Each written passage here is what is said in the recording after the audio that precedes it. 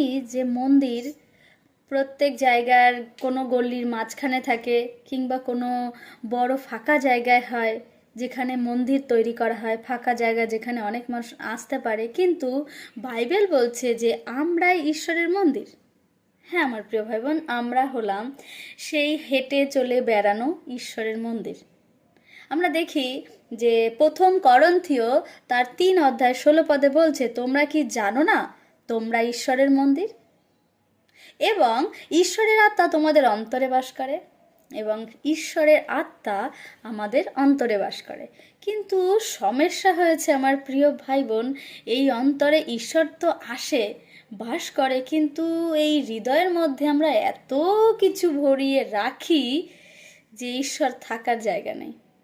ঠিক সকালবেলা ঘুম থেকে ওঠা থেকে, একটা বিশেষ করে মেয়ের জন্য আমি বলতে চাই যে ঘুম থেকে ওঠার পর থেকে সময় হয় তার যুদ্ধ।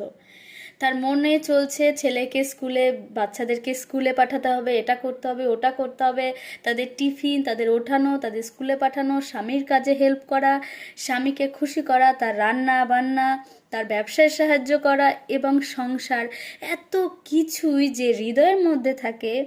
যখন ঈশ্বর আসে তখন দেখে প্যাকটা, তার থাকার জায়গায় খুব অসুবিধা, কারণ সেখানে সারা দিনের সব কিছু পরিকল্পনা সেই হৃদয়ের মধ্যে, যা আগে থাকতে করে রাখি, এবং আমরা এতটাই ব্যস্ত হয়ে থাকি। আর সেই ঈশ্বরের মন্দির সে তো সারা দিন চলতে থাকে, যখন ঈশ্বর দেখে সেখানে বসার জায়গা কম। কিন্তু এমন না হোক আমার প্রিয় ভাই বোন, আমি সবার উদ্দেশ্যে বলতে চাইছি যে আমরা ঈশ্বরের উপর নির্ভর করি এবং আমাদের কাজকে একটা সাইডে রাখি এবং ঈশ্বরের জন্য সময়কে বার করি, এবং তার সাথে সেই মন্দিরে যে ঈশ্বর থাকে সেখানে আমরা সময় দিই এবং ঈশ্বরের সাথে গভীর সম্পর্ক করি। সবাইকে জয় যিশু।